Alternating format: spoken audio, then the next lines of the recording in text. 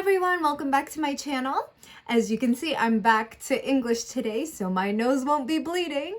But I have to say I had so much fun doing that video in Spanish, and I hope to be doing more in the future, so make sure to look out for that. Anyway, today I will be bringing you guys what basics you should be having in your closet, because we know that spring is coming up, and sometimes we're so tempted to buy so many different pieces, but I'm going to give you guys the basics so that you can find pieces that are flexible and versatile. That way you don't have to buy so many different kinds of clothing. So today I'll just be going over the pieces that you should have in your closet, the minimum that you should have, and then from there you can just build. And I'll be showing you guys that right now.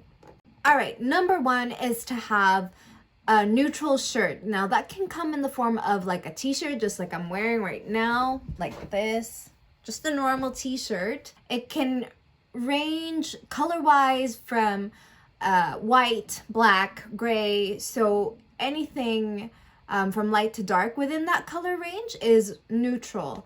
Tan as well, cream, things like that. And so with a t-shirt or even a tank top, you can always wear it underneath so that you can be able to layer. But at the same time, you can also wear them by itself. This one is not new to us, of course, jeans.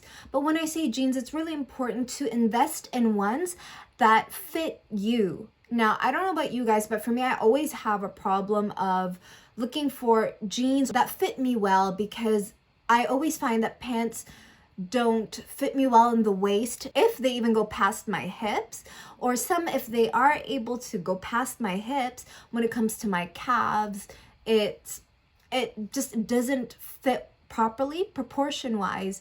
And so finding jeans that fit you, that you're comfortable in, or maybe you can even consider them getting tailored, makes all the difference in how polished and put together you look in them. Next thing is a blazer, because we have our professional life, or sometimes there are just some special occasions where you want to look put together without trying. And so blazers are actually a good way to look put together without putting in that effort. I'm always all about that, about putting in minimum amount of effort, but get the maximum out of it. So similar to money, you know, if you're just putting in a little bit, you want to make sure that you want to get the best return that you can get. And I feel that with blazers, you get that, because you could be wearing a t-shirt, jeans, just whatever, you don't even have to think about it, and you put on a blazer, and all of a sudden it takes your level up by 100. You can also find varieties of blazers in terms of shape, form, color, pattern, and you could be honestly wearing the same thing underneath, this exact same shirt, exact same jeans, and just change your blazer and your outfit changes as well. So I always like to be ready in terms of weather changes. I live in Canada, so you guys probably know we experience extreme weather changes. Not even like one day we see a weather change, but within the day, you know, morning, it could be raining, and then afternoon it could be snowing, and then at night there's sun. And so that's how crazy it can get in Canada. There are going to be sunny days, there are going to be cloudy days, just like life in general, but nothing that a coat cannot solucionar. I still have Spanish in my head. Solucionar, como se dice solucionar. Nothing that a coat can't solve. And so having a good coat is kind of like a blazer, in a sense that you could look more professional, you could look more put together, but on top of that, it also gives this added protection, not only against the wind or the rain, but against crappy vibes. Because with coats, I don't know about you, but it's kind of like a blazer where you just feel protected. Well, I feel protected not just by the elements, or not against the elements, but even from negative vibes, negative words, negative whatever. I just feel with a coat, you know, I'm just strong. I think with coats, it's like, it's a vibe. It's a vibe. It's a vibe.